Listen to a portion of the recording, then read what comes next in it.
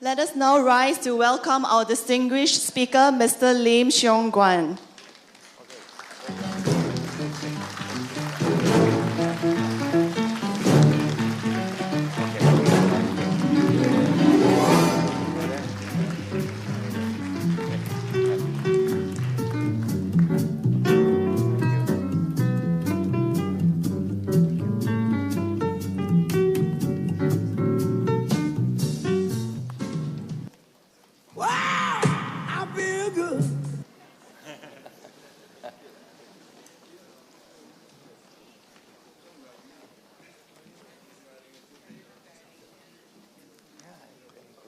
Morning, Mr. Lim.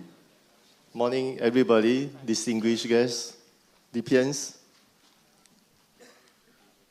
Today, we are fortunate to have Mr. Lim Xiong Guan with us. He's our distinguished speaker. He's also a professor at the Lee Kuan Yew School, Public Policy at the National University of Singapore, and also a senior fellow of the Singapore Civil Service College.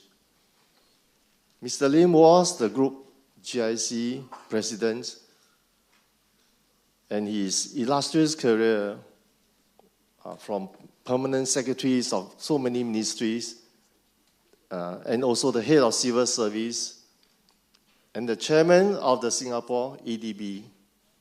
Now, Mr. Lim is also a writer. He has co-authored 2 books. The first one, The Leader, the Teacher, and You, on leadership and governance. The second one, Winning with Honor, our success in life, family, and work. Now, SDP is celebrating our 50th anniversary this year. It is opportune to have Mr. Lim share on his look ahead of the next 50 years, where DP can continue to strive in a changing world. Now, equally important is the subject of leadership. We are talking about authentic and passionate leader. Mr. Lim will provide insights of how leadership is practiced by others and how successful companies are run by good leaders. So, Mr. Lim, please.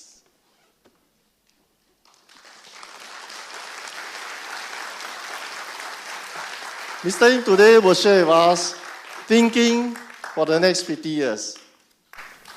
Well, thank you.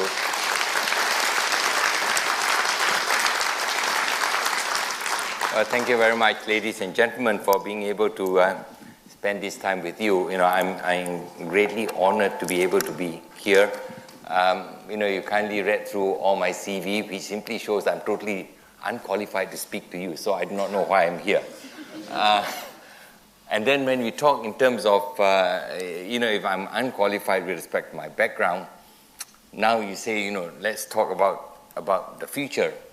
The Arabs have a saying that say, he who tells the future lies, even if he speaks the truth. In other words, nobody actually knows. So that's the reality, nobody actually knows. And yet we have to be able to prepare ourselves for the future. So let me start first by congratulating DP Architects for the 50th anniversary. It's never easy to grow until 50, healthy and lively. And I suppose the real question is how do we continue to be like this and grow even more and hopefully, and I'm sure this is in your dreams, how can you go out and become number one? Number one, first I suppose in the region, and then you have to aspire to be number one in the world somewhere, or at least in the first category, whichever way you count first category. So as I said, the difficulty is how do you think about the future? But since this is the 50th anniversary, I thought what would be interesting is for me to talk about Singapore.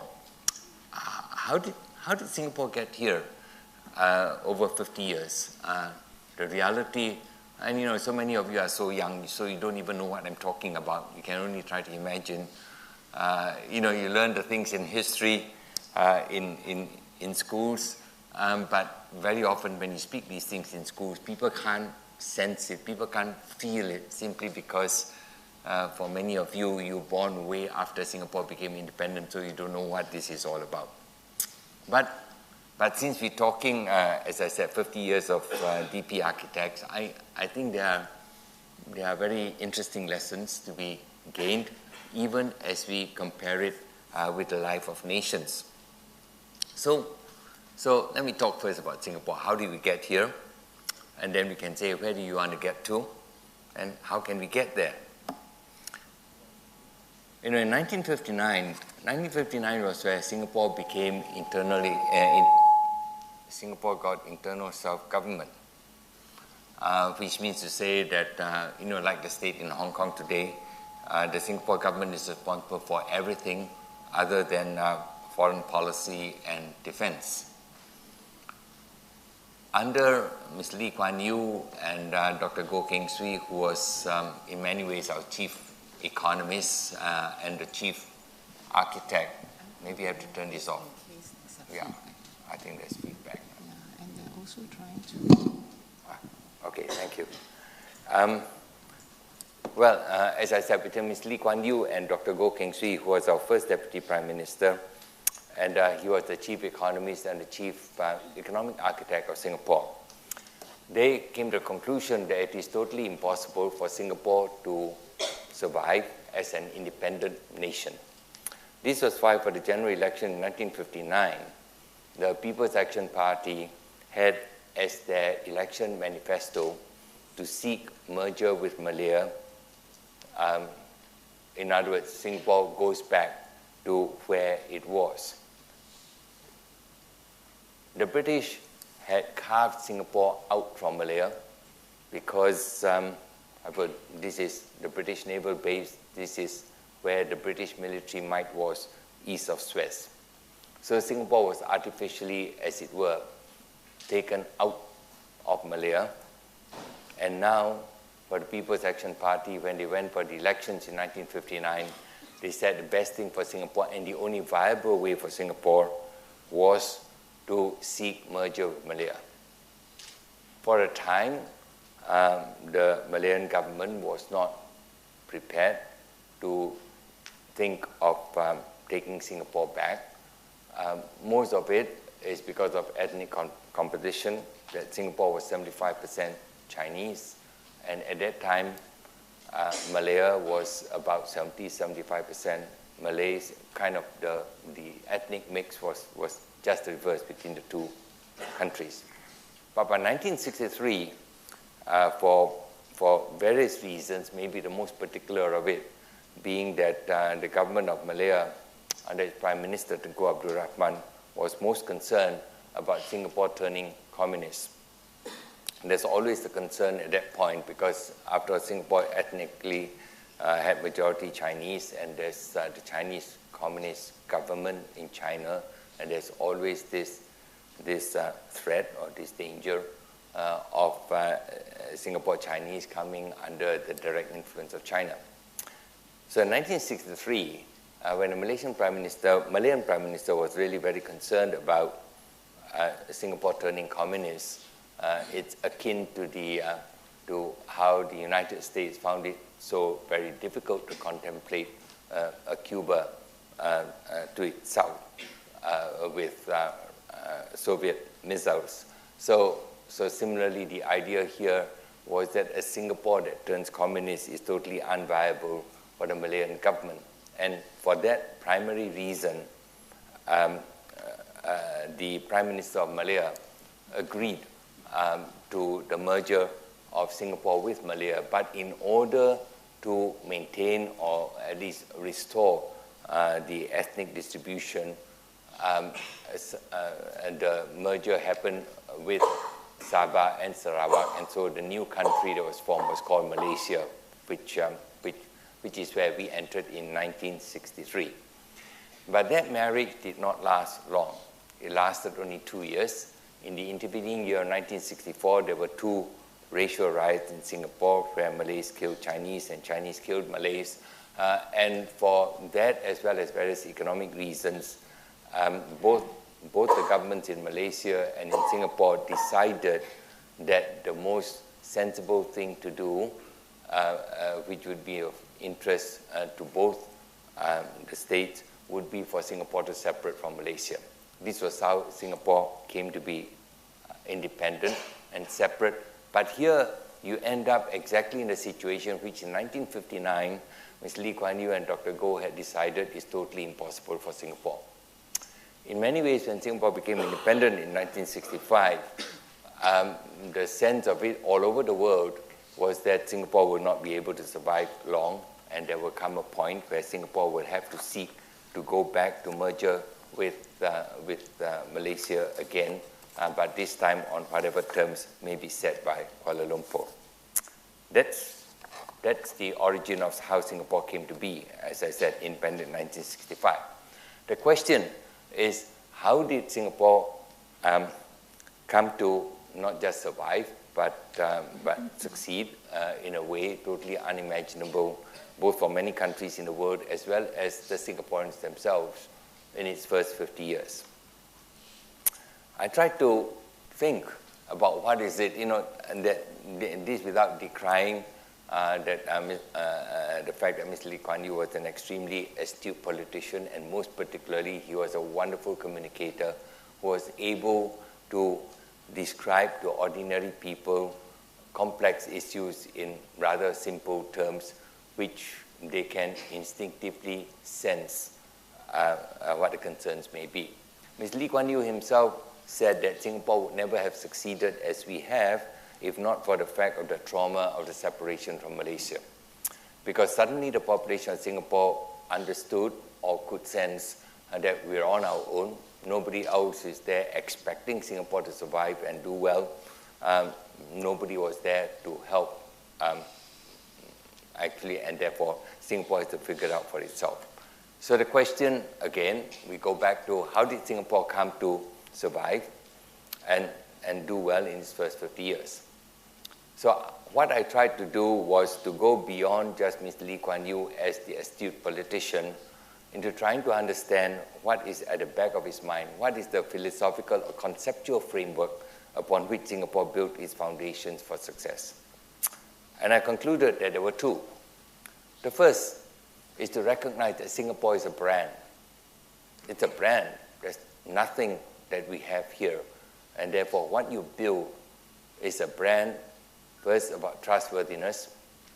It is about being a people who will fulfill whatever promise that we give, even though in some instances it can be very inconvenient or very painful because you didn't understand the price that you have to pay in order to fulfill the promises that you make. But irrespective, once you made a promise, you're going to make it happen.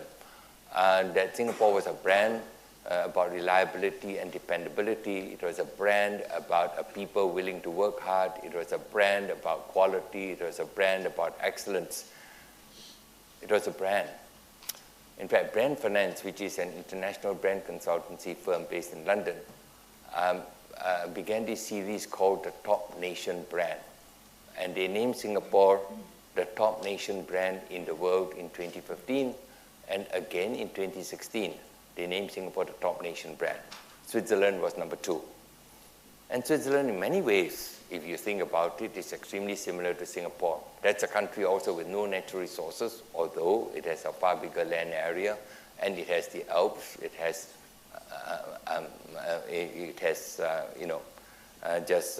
maybe water is cheaper for them, but that's about it.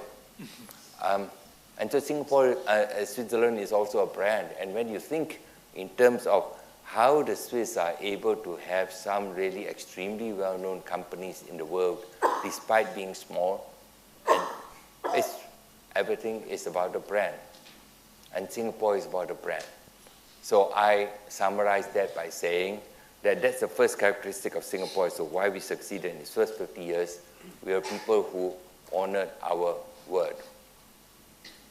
But the second thing which Lee Kuan Yew in his great wisdom had done, which was to recognize that we are a multi-ethnic, multilingual, multicultural, multi-religious society. And the question is, how do you maintain the peace within that kind of an environment. And we recognize that language, culture, race, religion are things people would die for. And therefore the best thing you can do is to create space, is to accept that this is something which individuals and individual families will have to decide for themselves. Accept that you need to create a rule that while each one will have his freedom, for example, to decide on his religion, but he must exercise his freedom without impinging on the similar freedom that has to be given to his neighbor. And so the whole idea about social stability, about social harmony, was there right from the founding days of Singapore. Pew Research, which is an American, think tank or research center, Pew Research named Singapore in 2014 as the world's most religiously diverse country. That's how we are. And so for that second leg, a second reason, the foundation of Singapore, I just summarize it as we're a place where we honor each other, where we honor other people around us, because we have to give space to every one of us to be able to exercise our freedoms in the most visceral of issues, but in a way which does not impinge on the rights of our neighbors. When we organized the IMF World Bank meetings in 2006, I remember one of the Arab delegates from Middle Eastern country remarked that, this is the first IMF World Bank meeting they've ever attended where there is halal food. Well, for us in Singapore, it's such a natural thing to be doing. It's such a natural thing to be thinking. But it takes our friend from the Middle East to point out that this is really something unique. It is not something which you find generally the world over. Today, if you read the newspapers, you talk about racial differences, black versus white. In the US, still, after 250 years of independence, and you find all the issues about religion in Europe, and you have to look at what we have in Singapore and say this is really quite unique, quite unusual, but we have to go back to understand why it is like that. So to me, these are things that we need to understand about Singapore, that we're a place where we honor our word, and we're a place where we honor each other. This business about honoring our word and being trustworthy, one of the points that I like to make with many audiences is that, many universities, in fact, I would say most universities, I would say, the great majority of universities don't teach their students how to succeed in life and how to succeed in work. Because universities and schools teach their students a lot about knowledge, about information, about competencies, about skills, but don't teach them that if you want to get on and succeed in life, you need to be trustworthy. If you want to do business in a way that you can attract good partners and you can attract customers and clients who will not only keep coming back to you but will introduce their friends to you, you better be trustworthy. And yet I can assure you, even in MBA courses, they hardly ever teach you about trustworthiness. They do run ethics courses. They do say that you better have your whole bank of lawyers to make sure that you don't breach the law. They say that you better clear everything so that you make sure you don't get charged in court and go to jail. But that's it. It's about how to be clever in the eyes of the law, how to escape being caught, making a criminal act. But who teaches about a quality called integrity and trustworthiness? And yet I'm sure even for DP architects, as you think about the future, you think about your past first, how you came to be. And I'm sure there's a big part of it which has to do with integrity and trustworthiness. It has to do with honoring your word. It has to do with, even if you may have tendered too low a price for getting a job done, you're going to get it done because your reputation is at stake. The whole thing is about brand.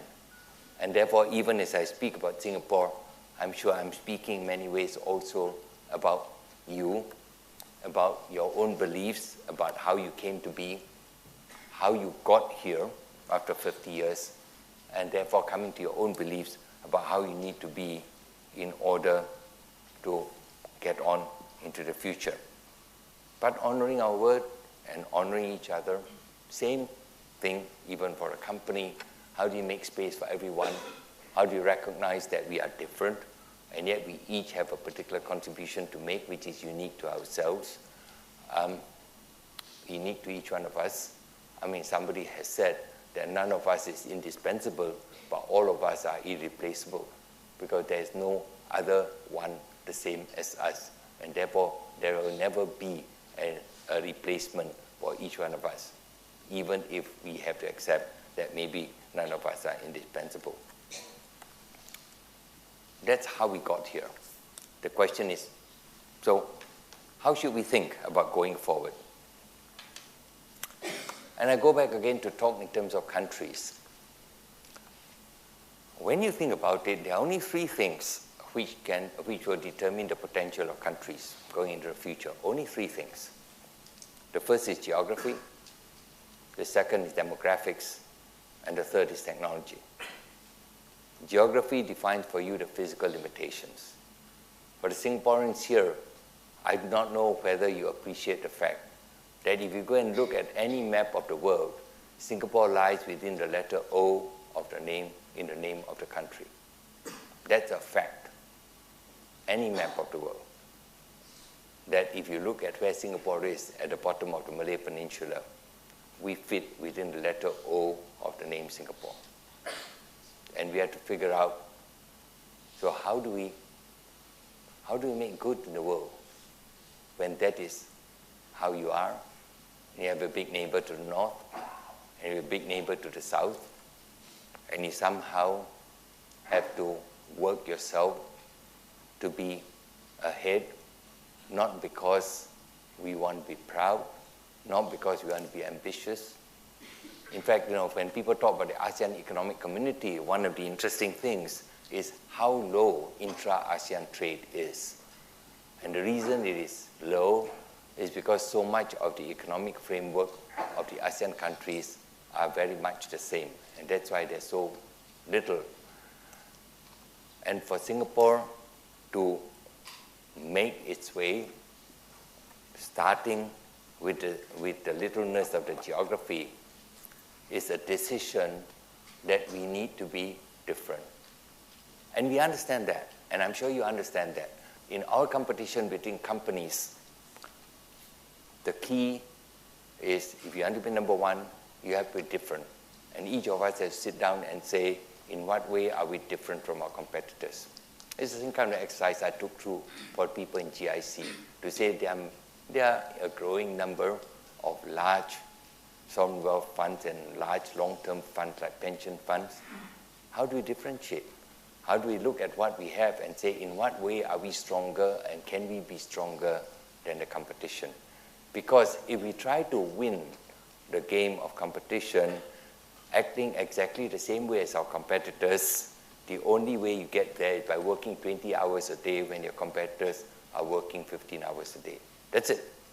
But if we want to really win in this game without having to kill ourselves working the hours and working so hard, we need to decide in what way are we different from our competitors. But it's the same issue for Singapore. But as I said, nation's potential are decided just by three factors. The second factor is demographics. Demographics is talking about the size of the population. It talks about the education distribution. It talks about the gender distribution. It talks about language distribution.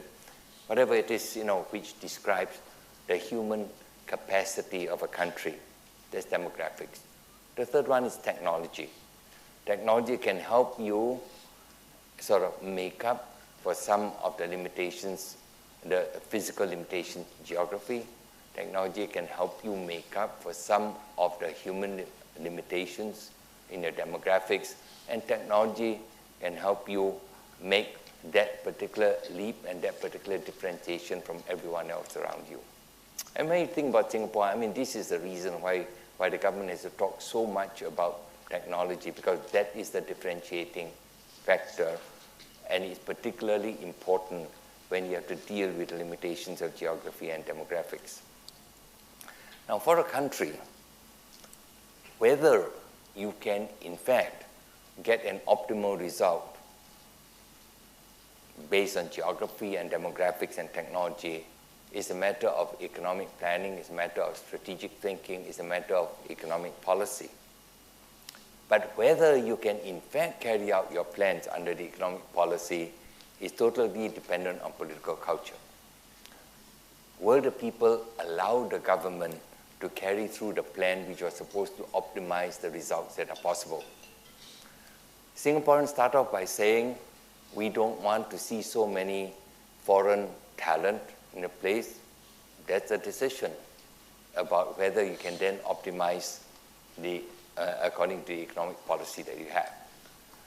When we think about companies, exactly the same issues apply. Companies sit in a particular geography. How are we going to get outside or beyond that geography? Companies sit with its own limitations, its own human limitations, and we have to decide, how do we get the most out of all the people that we have? How do we create conditions to bring about the maximum contribution possible for everyone in the company? And third is, how do you deploy technology so that you can overcome some of these limitations that you have, whether physically, geographically, or in human terms? That's an understanding about what we need to bring together in order to maximize our chances to succeed and to have sustainable success in the years to come.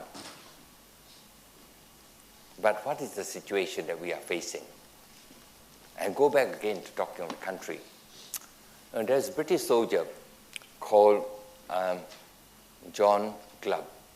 He was a British soldier with the Transjordan Arab Legion between 1939 and 1956. And when he retired from the British Army, he decided to be a historian. He decided that the best way to study history is not the way countries tend to study history in their schools, which is they have a selective collection of the history of the country, and somehow the way you present it in schools is in order to make the students feel either very proud of themselves or very scared of their future, and say, learn from the past so that we can be great in the future. So John Glubb made a point that a lot of history that's taught in school is just plain propaganda. So he decided that the best way to understand history in the world and to learn from it is to look at world history and take that broad picture. So he decided to study 3,100 years of human history. And 3,100 years, he produced this essay called The Fate of Empires and Search for Survival. 3,100 years, he studied 11 empires. The 11 empires was everything, many of you could be quite familiar with. It started with the Assyrian Empire, then Assyrian Empire, Persian Empire, Greek Empire, Roman Empire. Then you go to the Arab Empire, the Mamluk Empire, which is an Egyptian empire, the Ottoman Empire, Spain, Romanov, Russia, and finally the British Empire. 11 empires. The remarkable thing is none of the empires lasted more than 250 years. None of them. And they say this is a bit odd. The question is, why do the empires last, these empires all lasted more than 200 years, but none lasted more than 250 years? The important question to him is, how come? Technology meant that, in the early years, they all go hand-to-hand sword fighting, and later years, you had the machine gun and you have the cannon, and despite all these advances in technology, how come the empires all lasted 250 years and no more? There is an effect of technology. And the effect of technology is, in the early years, when you talk about the Assyrian Empire and Persian Empire and all that, those were the times about foot soldiers. They go hand-to-hand combat, and the only thing they can do is when people break up from the motherland, they can only conquer the countries around them. what technology does is it allows the Spanish Empire, it allows the British Empire to go have colonies all over the world. Technology in the sailing ships, in the steamships, allowed that to happen. So technology was a great enabler to the advance of the empires, but the empires all lasted 250 years. Why? So to try to understand this puzzle, he studied the rise and fall of the empires and discovered that all of them went through the same stages.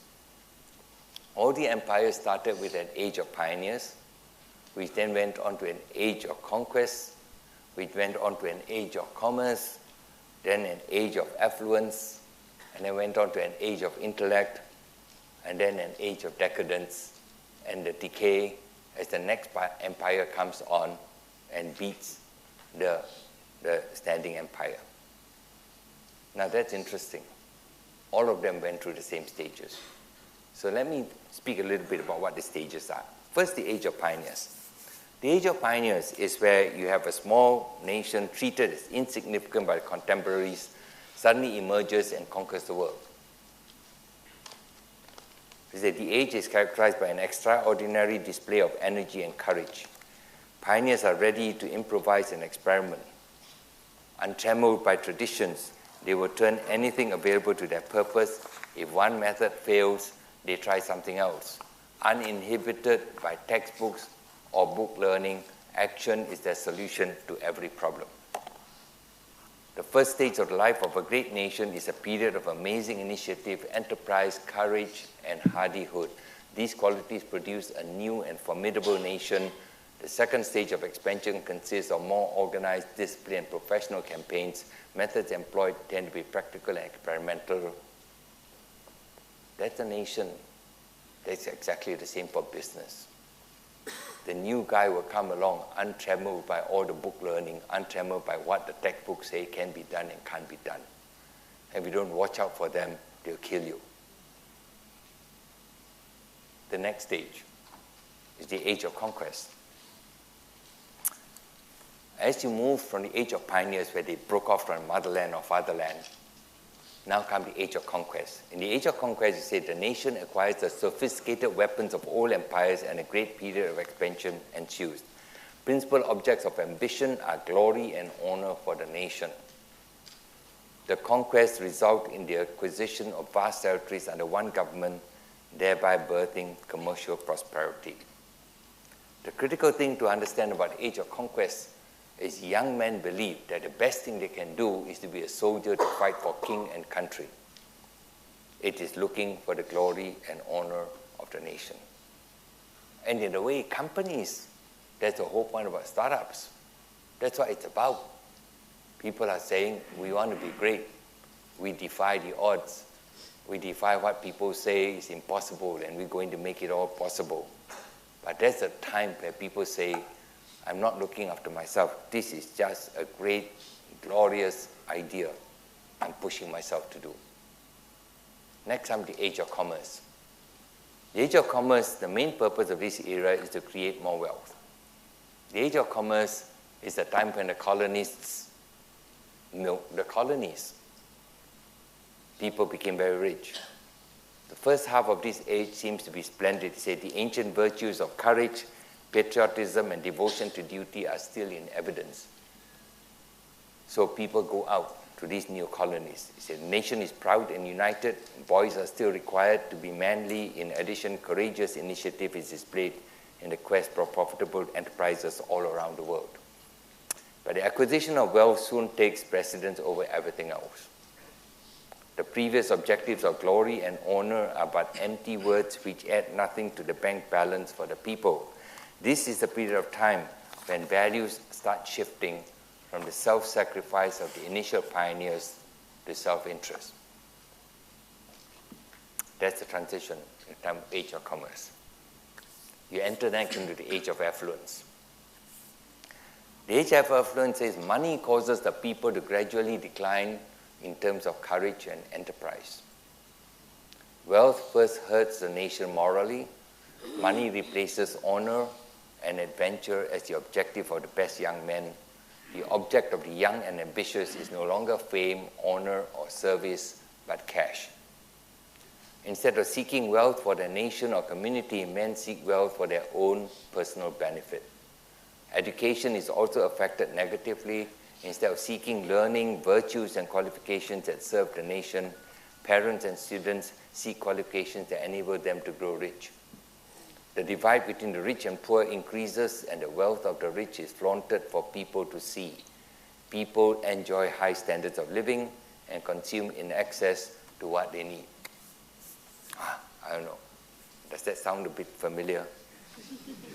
It's the age of affluence. It's not new. You see it in history. The age of affluence is the culmination of this big rise of empires. It's reaching out to what we call high noon. So between the period of transition to the age of conquest to the age of affluence is a period that Glubb entitles high noon. While the immense wealth of the nation impresses other nations, the period reveals the same characteristics, the change from service to selfishness and defensiveness. During this period, enough of the ancient virtues of courage, energy, and patriotism survive to enable the state successfully to defend its frontiers, but beneath the surface, greed for money is gradually replacing duty and public service. Then you have the defensiveness. We say the rich nation is no longer interested in glory or duty, but is preoccupied with the conservation and maintenance of its wealth and luxury. Money replaces courage, and subsidies are used to buy off enemies. History indicates that nations decline not because its people do not have a conscience, but decline because of a weakening sense of duty, an increase in selfishness, and the desire for wealth and ease. Same thing happens with companies.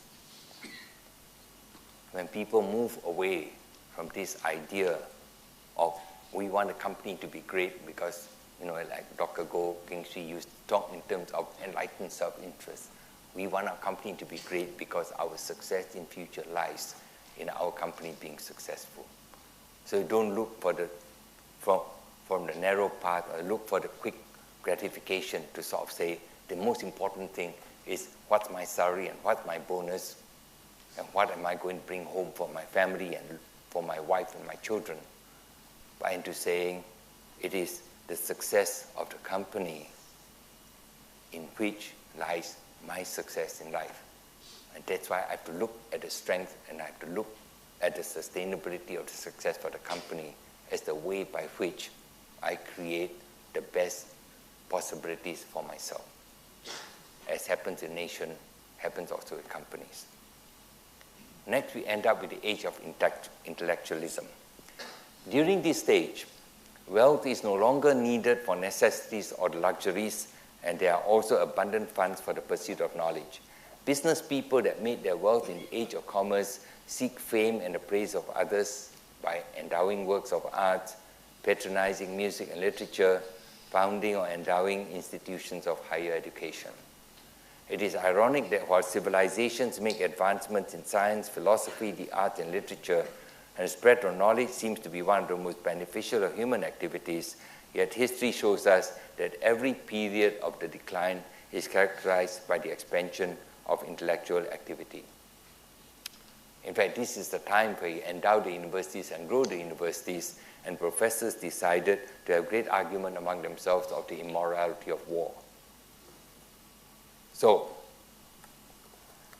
you have an age of intellectualism where most time is spent talking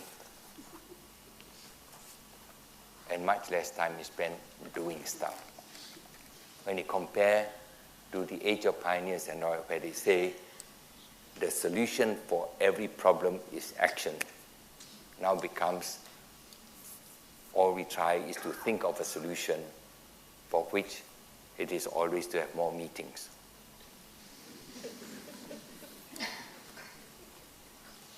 The most dangerous byproduct of this age is the birth and growth of the notion that human intellect can solve all the problems of the world, when in fact the survival of the nation really depends on its citizens. In particular, in order for that nation to thrive and survive, its citizens must display loyalty and self-sacrifice. So what you have is that intellectualism, selfishness, and a lack of a sense of duty to one's family, community, and nation all appear simultaneously in the nation. So this is beyond high noon. The empire has grown from pioneers to conquest, to commerce, to affluence, and now it goes over the top into intellectualism. Next, you enter into the age of decadence and decline. So decadence is a mental, moral, and spiritual disease that disempowers its people to the extent that they do not make an effort to save themselves or their nation because they do not think that anything in life is worth saving. The age of decadence comes about due to the following factors. It's an extended period of wealth and power, selfishness, love of money, loss of a sense of duty. And the age of decadence is marked by seven characteristics. Now this is interesting, okay? The age of decadence is marked by 7 characteristics. First, defensiveness. Next, pessimism. Third, materialism. Fourth, frivolity. Fifth, an influx of foreigners. Sixth, the welfare state. And seventh, the weakening of religion. First, about defensiveness. People are so consumed with defending their wealth and possessions that they fail to fulfill their duty to their family, community, and nation. Glubb also notes another remarkable and unexpected sign of national decline is civil dissension and intensification of internal political hatreds. Various political factions hate each other so much that instead of sacrificing rivalries to save the nation, internal differences are not reconciled, leading to a weaker nation. That's defensiveness, just trying desperately to defend your wealth and possessions. Next is pessimism. As the nation declines in power and wealth, universal pessimism invades its people and accelerates its decline. It's very problematical to me that when you talk with so many young people today, how pessimistic they are, even though they are much better educated than their parents ever have been. They have many more opportunities than their parents ever have had, and yet they come with such great sense of lostness and such great sense of pessimism. We have to help them in some way. So that's pessimism. Third, materialism. People enjoy high standards of living and consume in excess to what they need. Fourth is frivolity. As the pessimism invades its people, people start to think, let us eat, drink, and be merry, for tomorrow we die. The people forget that material success is a result of courage, endurance, and hard work, and spend an increasing part of their time indulging in sex, leisure, amusement, or sport. The heroes in declining nations are the athlete, the singer, or the actor, not the statesman, general, or literary genius. Next is the influx of foreigners. In his essay, Glubb also shares that one frequent phenomenon in the decline of cities is the influx of foreigners. Glubb opines that the problem does not consist in any inferiority of one race compared to another, but simply the differences between them. While second or third generation immigrants may seem to have assimilated outwardly, they are weak links in the society for various reasons, such as immigrants will be less willing to sacrifice their lives and property for the nation, immigrants from communities of their own that protects their own interests above that of the nation. Immigrants form communities of their own that protect their own interests above that of the nation. Glubb states clearly that he is not saying the immigrants are inferior in any way. They are just different, and thus they tend to introduce cracks and divisions into society. Bear in mind that because Glubb's fundamental thesis is about you need to assure the strength of the nation in order to assure the continuing survival and prosperity. After talking about the influx of foreigners, just bear in mind the foreigners, there's the influx because you are rich. That's why foreigners come. This is why sometimes when I speak to Singapore audiences and they lament about foreigners, I say actually the problem is going to solve itself. When Singapore's wealth goes down, the foreigners will stop coming. So don't worry, it will be solved. Next is the welfare state. As history shows, the decline of a nation is often preceded by a tendency for philanthropy and sympathy. State assistance to the young and the poor are generous, free medical treatment to the poor are provided, and university students receive grants to cover their expenses. So Glubb says, the impression that it will always be automatically rich causes the declining empire to spend lavishly on its own benevolence until such a time as the economy collapses, the universities are closed, and the hospitals fall into ruin. The welfare state is just another milestone in the life story of an aging empire in decline. Today, if you look at the social security system in all the developed countries, whether it's Europe or Japan or America, they are all bankrupt. The only reason why you don't see the bankruptcy is because they're all running a pay-as-you-go system. Nobody says, for the liabilities that you actually carry for what you promise your people, what is the total amount of money you really need in the bank today in order to assure people you're going to be able to continue to look after them right up to their death according to what you promise? That's a fact. I just don't see it. And yet every government that comes in developed countries hope very much that the blow-up will not happen in their time. That's somebody else's problem in a future time. And virtually every government that tries to solve this is going to get voted out at the next election.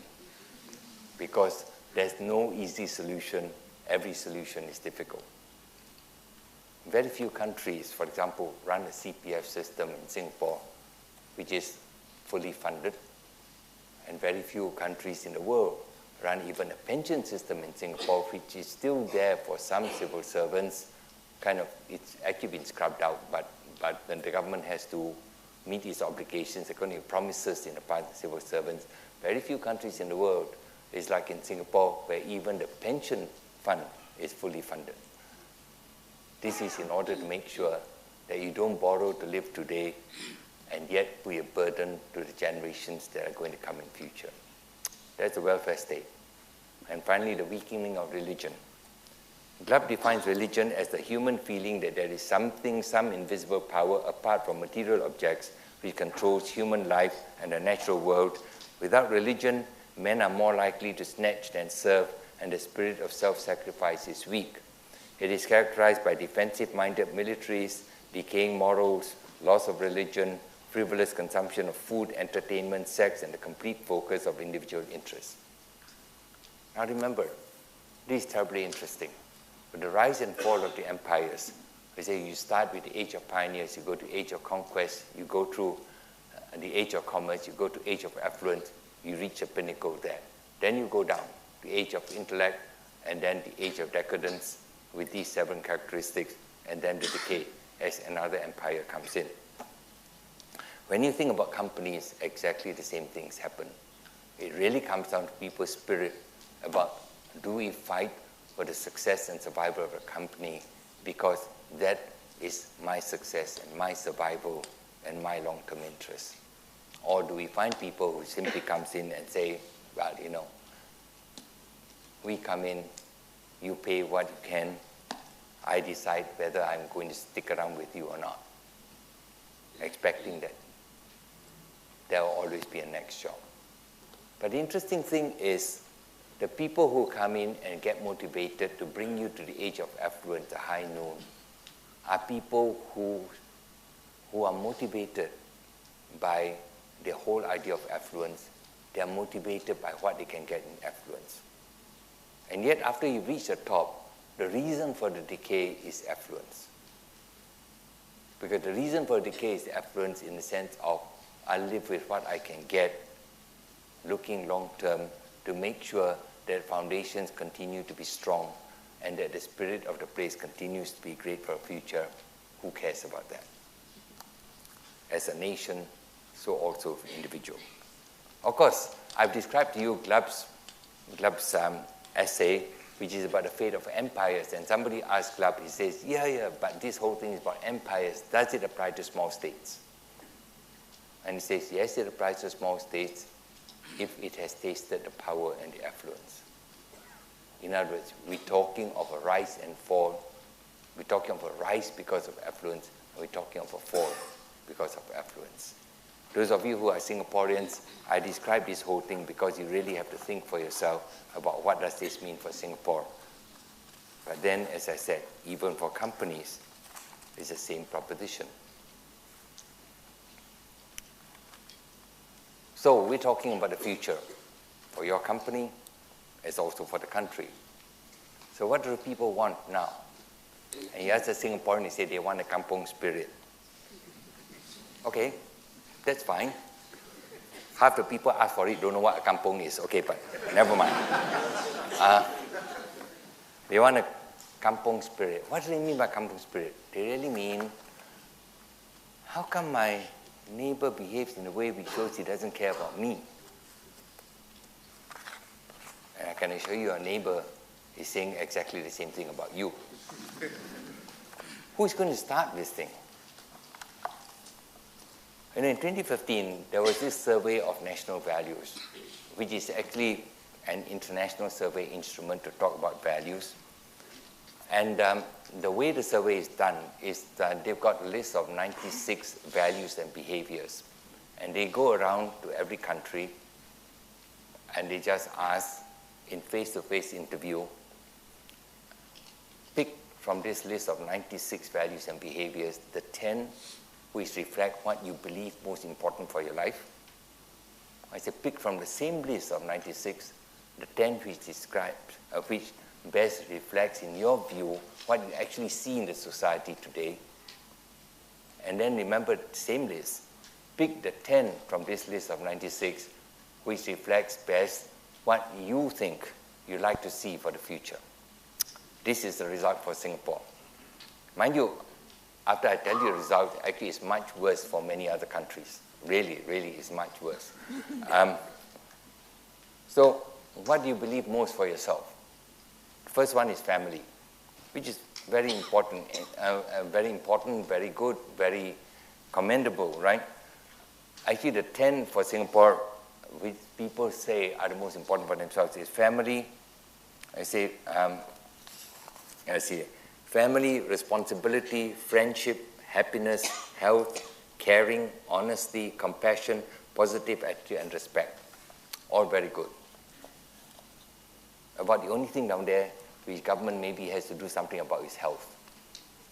Maybe there's 50% personal responsibility, 50% the government, everything else is for the individual. So they say, describe the Singapore as you actually see it. I say the first one is kiasu, then competitive, materialistic, self-centered, kiasi, blame, security, education opportunities, effective healthcare, and peace. Now, the last four, okay, when you talk about security, education opportunities, effective healthcare, and peace, okay, that's for the government to do. But how do you explain that the first six is kiasu, competitive, materialistic, self-centered, kiasi, and blame? Oh, by the way, some of those qualities are the same as, when you read club, you ought to be very concerned about this, right? Okay, some people say the reason why the second list is so different from the first list, if people are in fact living their lives according to the first list, how come it's not reflected in the second list?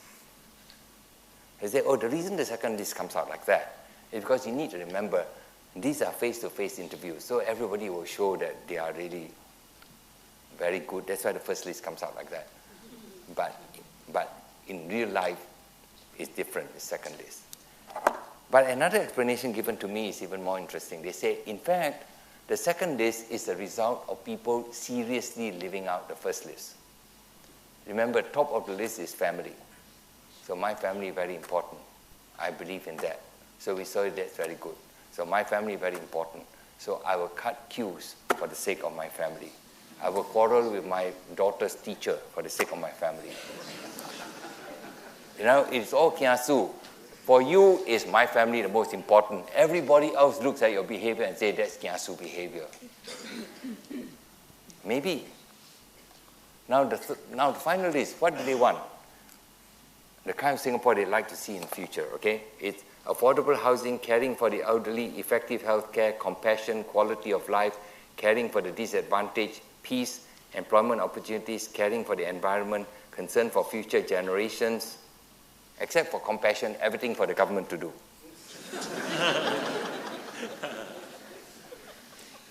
So what are we seeing here? We are seeing a whole thing which says that's for somebody else, not me. And yet the whole point of our kampong spirit is, what are you going to do? Who's going to start this thing? I rather suspect that, Singapore went from third world economy to first world economy in one generation, which is a remarkable achievement in itself.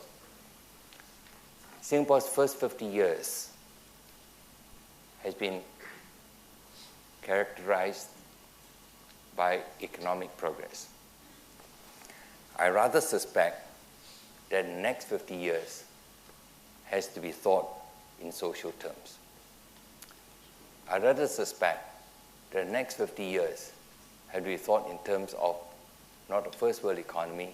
I mean, we are already number 2 in the world in GDP per capita. What else are we going to get just to get to be number 1? And it's impossible to be number 1 because number 1 is Qatar. And they got this huge gas reserves. They are the biggest gas exporter in the world. But as I said, so what difference is going to make to your life and my life to get to be number 1?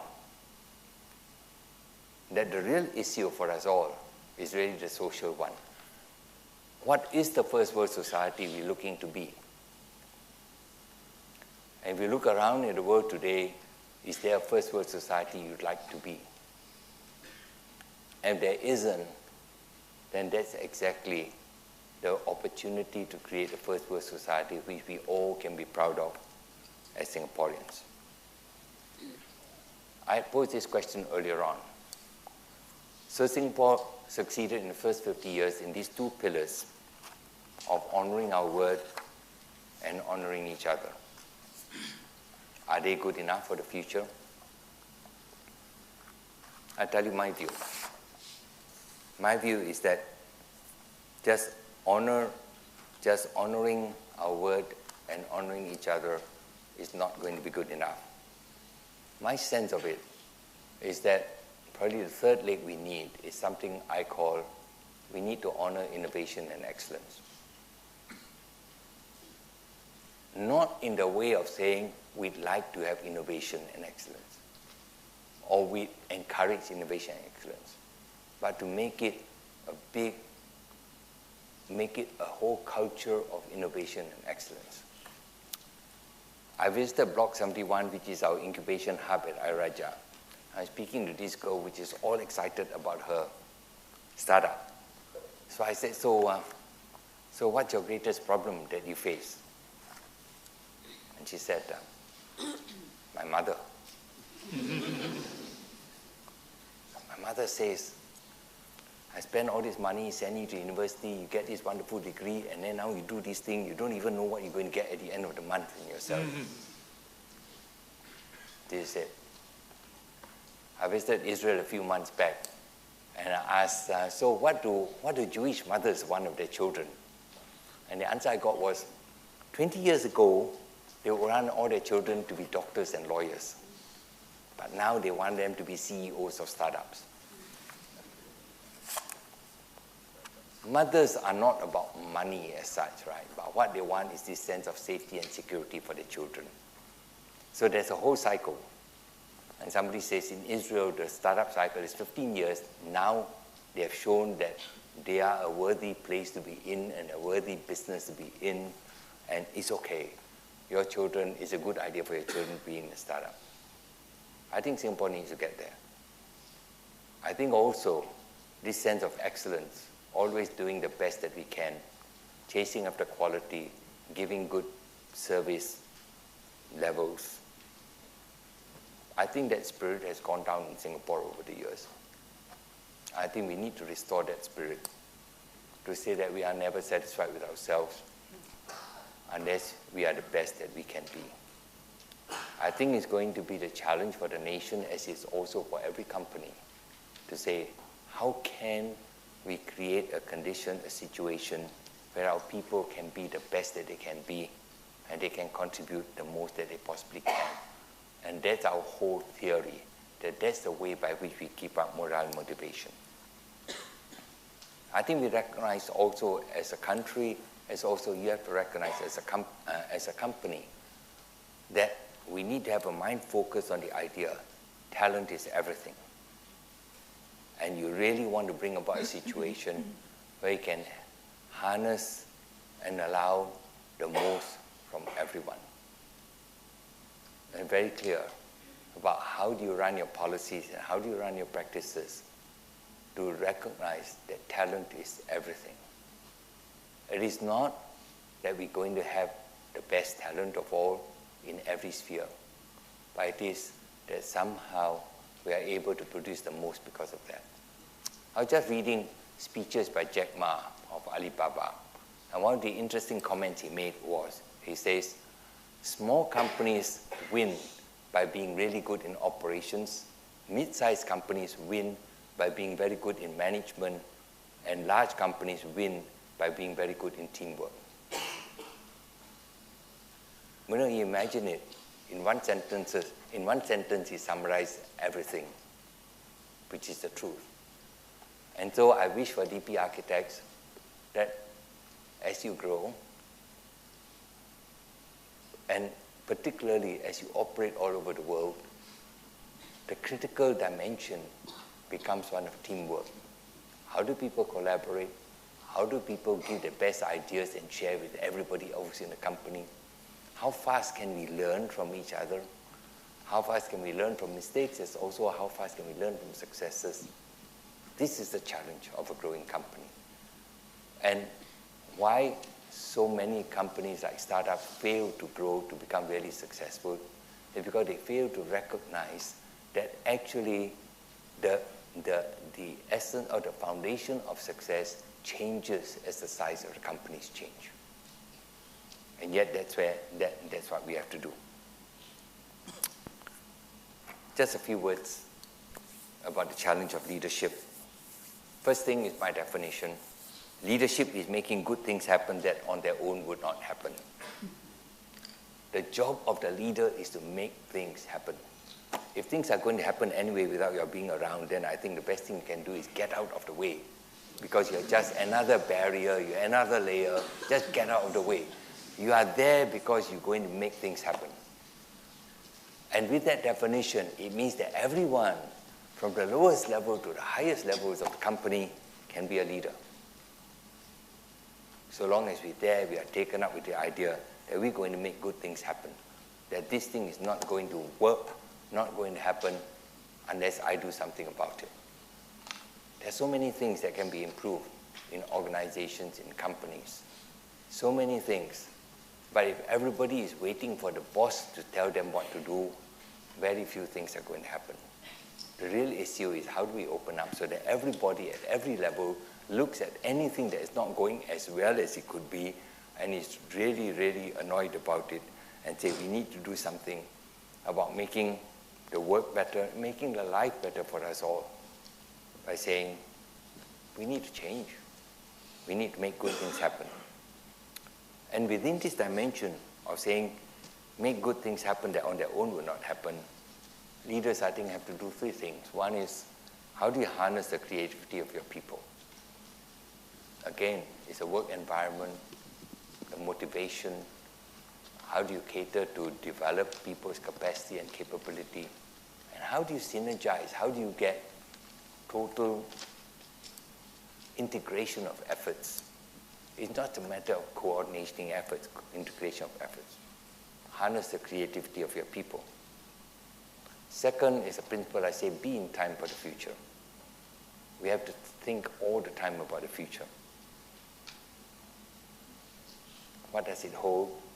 But most particularly of all, actually, I think people have said the best way to predict the future is to create it. And all of us needs a lot more this sense about we can create stuff.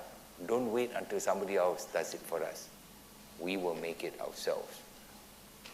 And the third, I said, is just a principle, say, be the best you can be. See, I tried.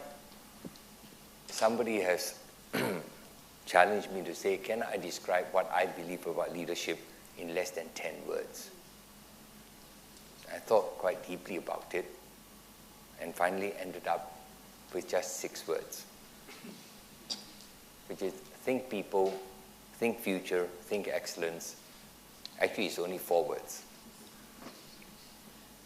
Think people, think future, and think excellence. I think that's the challenge, and that's the opportunity for every one of us, no matter where we are in the organization.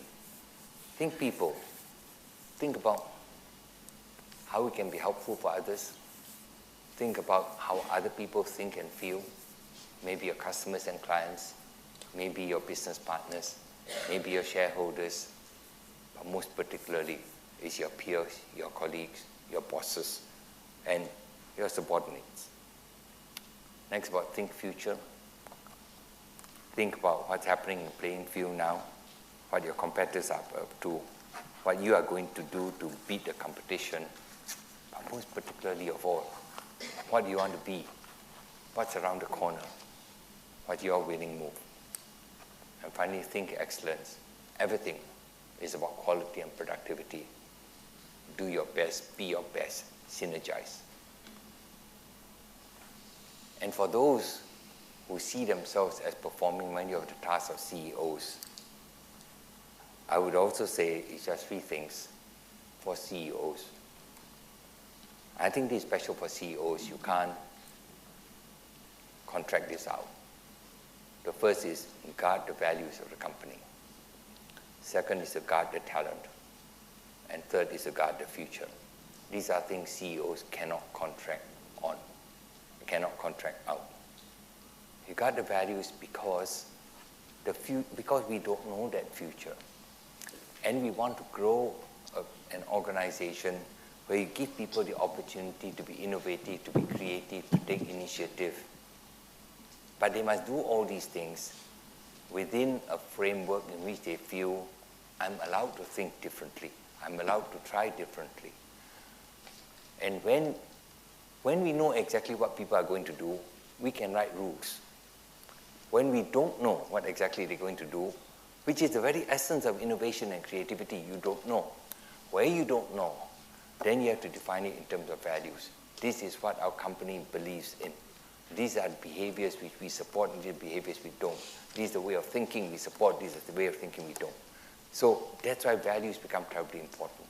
Values are the compass. Where somebody has gone on before, you have maps. But the very definition of the future is there are no maps. When you don't have a map, you need a compass. The values are that compass. Second one is guard talent. We are always going to be short of people. Companies will always be short. And the question is, how do you guard the talent? And how do we get the most out of that talent? How do we synergize efforts? How do we integrate efforts? And the third is guard the future. So here's my closing points. As I said, my belief about the future for Singapore lies in creating a third foundational pillar to add to honor our word and honor each other. And that pillar is about honoring innovation and excellence. You are already in that business. That's really, really special about being an architectural firm. That you're already in the business of innovation and creativity. You're already in the business of imagination and trying new things. You're already in the business of having to produce excellent results. Quality people can trust. A brand people can trust. You're already in that business. In many ways, you are therefore in a business which represents, from my way of thinking, the very qualities, the very characteristics that we have to look for in Singapore. And yet that's it. It's already in your company. It puts you in a very, very good starting position. Yours is the encapsulation of the future for Singapore. And I'd like to suggest it's also the future for you as a company and the future for everyone who is associated with working in DP Architects. You know, there's an Apple 1997 commercial, which represents the life philosophy of Steve Jobs. He says that people who are crazy enough to think they can change the world are the ones who do. In the whole realm of imagination and creativity and innovation, all of us need to be crazy enough to think we can change the world and find energy and passion and fun in it. There's an African proverb also which says, every morning the lion wakes up knowing that if it can't outrun the slowest gazelle, it will go hungry. And every morning the gazelle wakes up knowing that if it can't outrun the fastest lion, it will be someone's breakfast. Of course, when I say that, people begin to wonder, am I trying to tell you the lion or the gazelle, or is it that that's your choice in life? For DP Architect, you see yourself as a lion or the gazelle. All I'm saying is, it doesn't matter whether it's a lion or a gazelle. Every morning when you wake up, you better be running.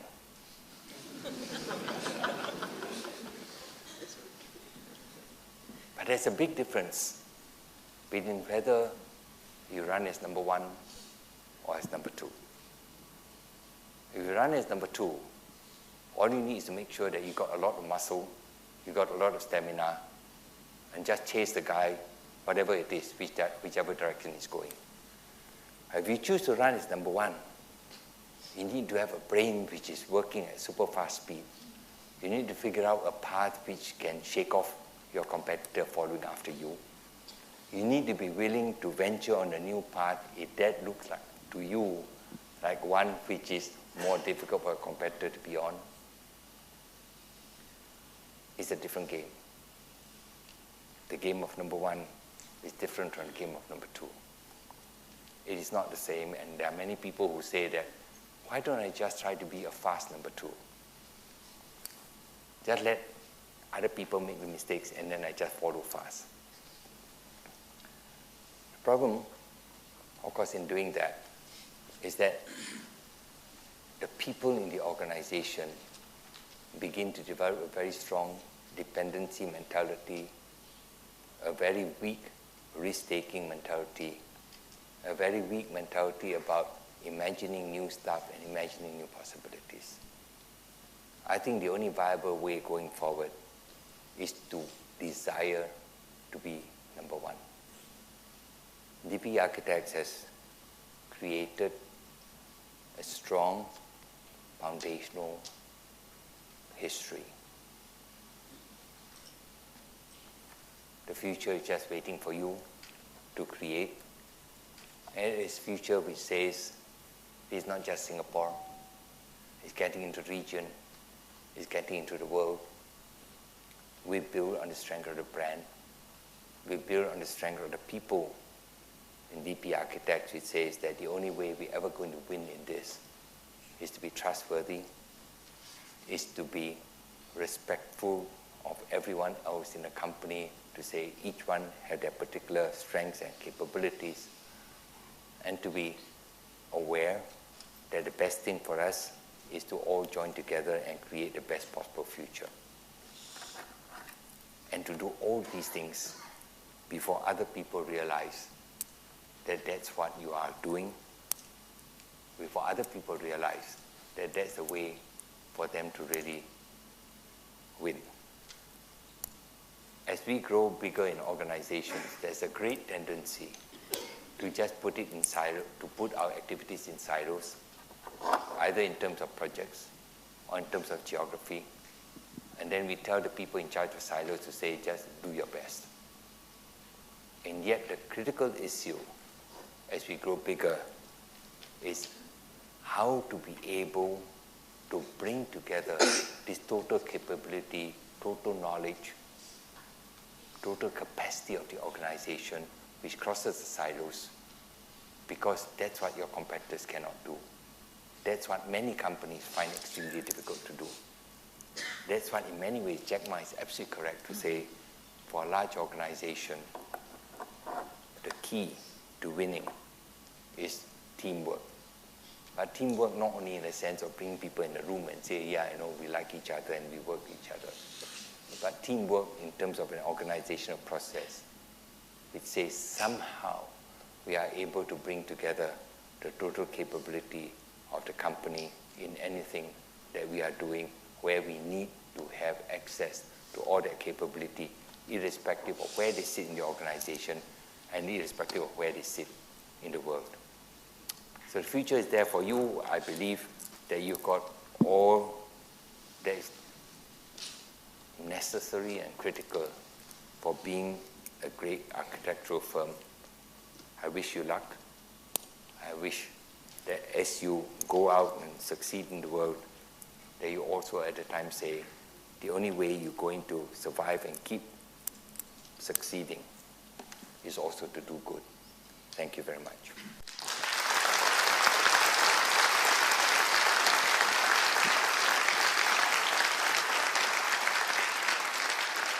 Thank you, Mr. Lim, once again for the thought-provoking speech. Please remain in the auditorium while we set up this space for the Q&A segment. The Q&A segment will be moderated by DP Academy Principal, Mr. Lee Si Kiat, as well as our UK Director, Freevan Lim. So once the stage is set up, we will invite them to the stage once again.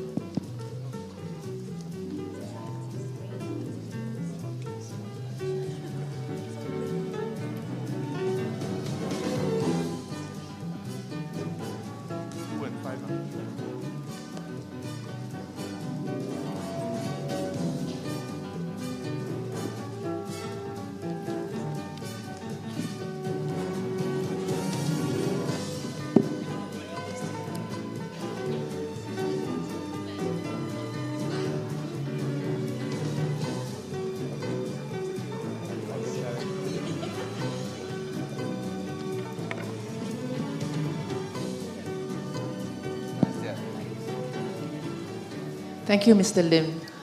That was a really impactful and beneficial talk for all of us, especially when we embark now to 17 countries. We have 17 offices around the world. And all the more so now, we have created this slogan that we call One Global Studio.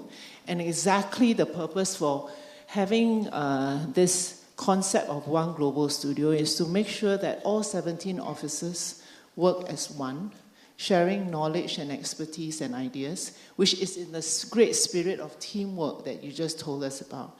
So I'm glad to hear that we're moving in the right direction and that, it's supported by great leaders and thinkers out there.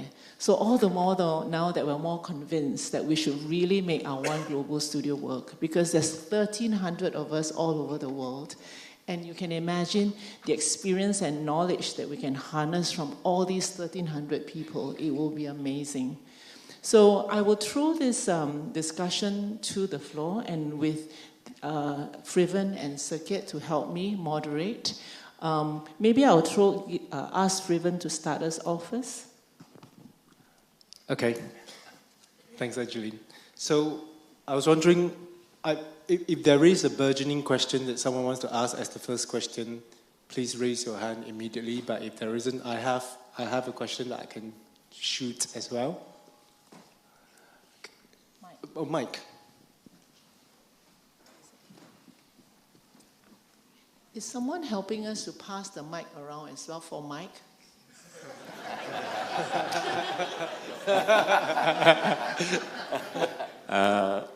Thank you, Mr. Lim. Actually, I enjoyed your talk, and this is the second time I heard this.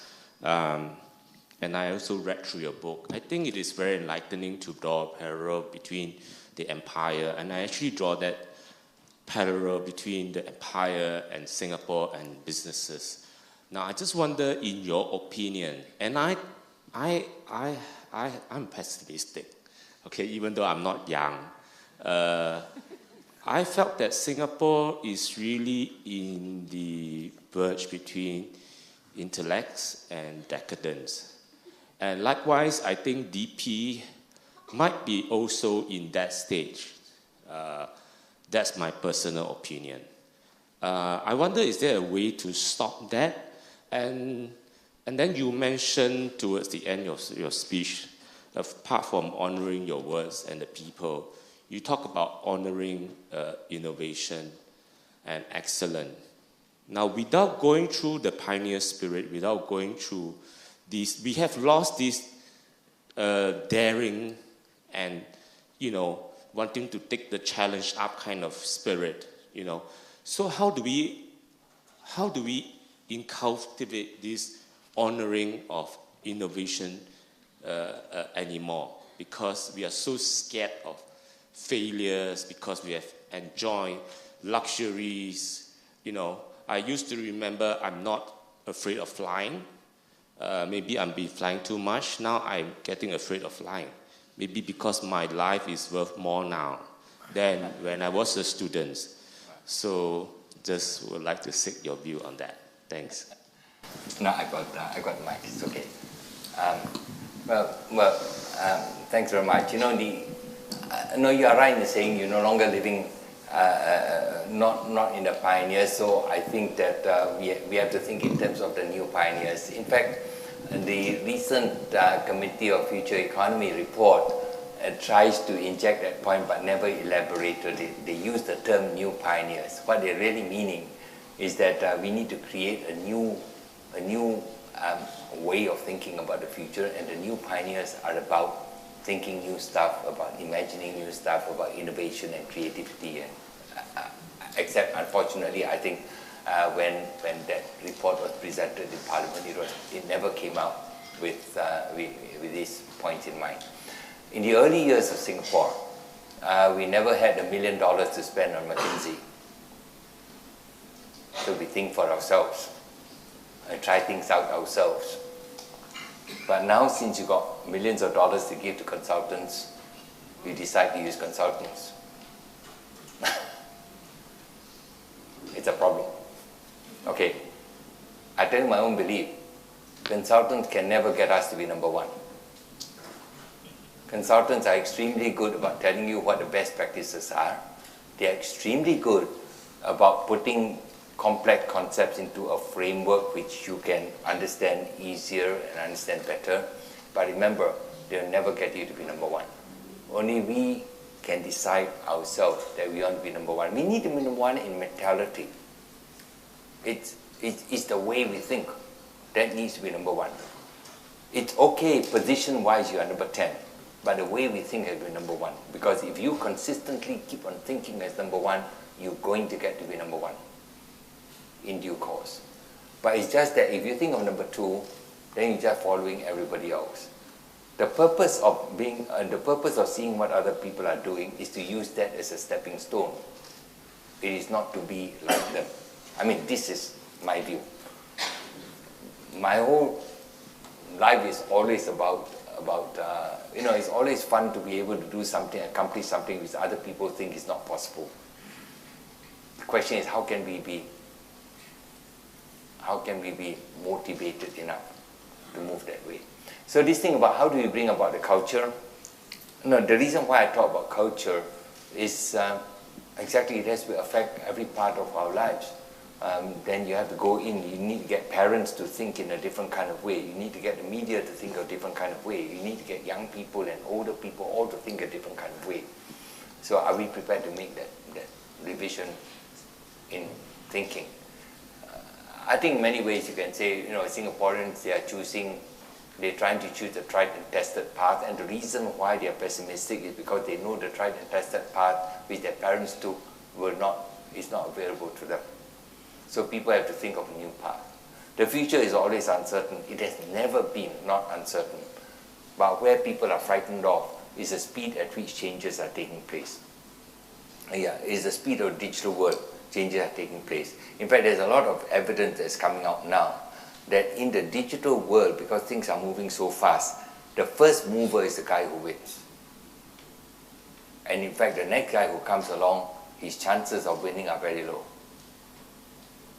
So, yes, the digital world is forcing us to think that way, to say it's not good enough simply to say that we can get to number one. It is that you have to move fast. So how do you move fast in this kind of a world? That's what each company has to figure out. Well, you know, the question, for example, you know, from a cultural point of view, as I said, the Israelis feel that they took 15 years for the startups to really show their worth, their economic worth. Of course, in the case of Singapore, you're always, you know, very impatient about it. So the question is whether we can go faster. I think over a period of time, we have grown. We have lost our impatience. Young people are impatient to get money fast and get promoted fast. But this impatience to accomplish something. I wonder how come we still have coupon parking in Singapore. I wonder how many months and years we are going to wait before we don't need to have coupon parking anymore. If you say you have all technology and so forth, it's just like I'm sure you design your buildings, you talk smart buildings and so forth. The question is, how do you deal with that? So if you ask me, quite frankly, I think overall as a country we've become, you know, this sense of urgency to change has gone down a lot. I come from a generation, particularly since I spent more than 20 years in Ministry of Defense, where this sense about doing something which a lot of people consider very difficult or impossible, you just go, you work on it. So how do you get that spirit? Well, you know, the government has to figure out its way. They know what their desires are. Whether they're doing it in a way to get us there, that's a different matter. But I suppose as a company, you can decide your own way. If you believe this is important, then how do you create mechanisms by which this actually happens? I'm saying it's difficult. It's difficult simply because people are comfortable. So if you go to a club and go to that, you can totally understand why people feel that way. The question is whether you can tell people that we're changing the whole environment so that if you fail to come up with a new idea, we're all the time looking for people who can bring the future to us. And if all you do is follow what other people do, you're not bringing the future to us. How do you create a new culture which makes the point that it is not that people who will go through and do all the detailed work is not important. It's always going to be critical. I'm sure in your business it's even more critical than in many other businesses. But the way I look at it is like this. Even though we say we want people to be more innovative and creative, I think if nationally 20 or 25% of your people are innovative and creative, and 75 to 80% of people are just going to follow the rules and make sure the processes are well done and so forth, I think we'll be doing very well as a country. Really. I think by and large companies are like that too. That if you have 20 to 25% of your company being just filled with people who are innovative and creative and trying new stuff, that just make sure you treat well and look after well the 75 to 80% who says, you know, I'll do a good job for you. Just be clear to me what you want me to do and I'll do a great job for you. And so there's the innovation crowd and there's the excellence crowd. And if you have a 20-80 or 25-75 mix, I think that's really very good going. But as I said, also a big focus on talent, there also needs to be this focus on the people who bring the future to you. And the people who bring the future to you are people who are always going to imagine new possibilities. Because if you don't have people who bring the future to you don't worry, your competitors are going to make sure you never get there. On that note, I want to deal with a question that I've written down, which actually is a question I often ask myself, but I've learned a lot from what you've shared also. We go back to a key attribute of us as a country, the Singapore brand, which you shared a fair bit in the earlier part of your talk. We do have this quality which is appreciated by, I mean, I operate from London, so it's appreciated by foreigners. This attribute and this culture of trustworthiness. Yeah. The Singapore flag itself carries a certain signature of trustworthiness and integrity. But I'm just curious, because in the new era when everything is digital and every page that anyone is looking at is within 20 or 30 seconds is 10, 20 words and describe a piece of news or a piece of design. Could you give some insights into how we can perhaps not be persuaded by the new digital era and uphold and keep to this true value, which is our differentiating factor in an era of what I call short-term gratification, the end users and the readers? Well, actually, when you look at Singapore as a brand about trustworthiness, there are two things which work in Singapore's favor as you look into the future. One is what I call the rise of the middle class. Okay, the rise of the middle class, what are we talking about? Let's say you're talking to 400 to 450 million in China. You're talking maybe, hopefully for India, 150 million, at least in the near future. You're talking Indonesia of 80 million. The middle class are the group of people who've got more money than necessary for basic living, and so they are prepared to spend the extra money provided they can be assured of quality and good service. Right. So that's one advantage that works in the favor of trustworthiness, the brand of Singapore. The second is the internet world itself. The internet world is a world where you make promises in virtual space for delivery of products and services in the real world. So that works in favor of the people for whom trustworthiness is an issue of culture and an issue of honor, as opposed to people who simply say, let's take the shortcut. Everything comes down to, if you're acting in a way such that your customers don't need to come back, or you don't want your customers to bring their friends to come to you, then of course you can take the shortcut way. But if you're talking about long-term sustainability, it's really quite a different behavior. I mean, there are companies, sometimes I speak to SMEs and we talk about honor and integrity and stuff like that, right? And there have been remarks which sort of say, yeah, all that is very important ideas, but it's not practical in the region where knowing how to pay bribes and corruption is a plus factor for business. Well, I can tell you that about a month ago, I happened to speak to the CEO of a Singapore company that is very well, that's doing a lot of business in China. And he says, I've just come back from lunch with the mayor of the city that we wanted to do a project. I know the mayor told me that if your company had not had a reputation of not paying bribes, I would not be able to have this lunch with you. Now you need to believe, this is something that you need to believe. And this is something you believe that that's the way you're going to grow your business. You're going to grow your business with customers who are prepared to deal with you because they trust the quality of your work and they trust that you are going to deliver what you promise, both in terms of quality, in service, in follow-up service, as well as deadlines.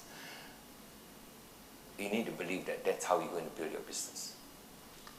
There are always going to be people who are going to do a shortcut. But if you look for long-term success and long-term sustainability, it comes to beliefs as to whether we go. So how do you get all this speed? I mean, there are other people, for example, who don't pay bribes and all that. But you know that deciding not to pay bribes in countries where paying bribes is so common, deciding not to pay bribes is not a free decision. Because deciding not to pay bribes must go together with deciding that you're going to put all these things in terms of quality of your product and your service, and you're going to put all these things in terms of the speed and trustworthiness. So that's something we have to bear in mind. So that a company that decides that our business will be run on basis of integrity is also a company that must decide that your business is run on the basis of excellence. Thank you.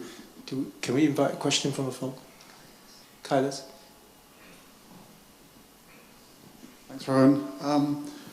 I kind of agree with Mike's comment that we are probably in the intellectualism kind of age, not just in Singapore, maybe in the first world, but I'm probably not as pessimistic. I prefer to hope.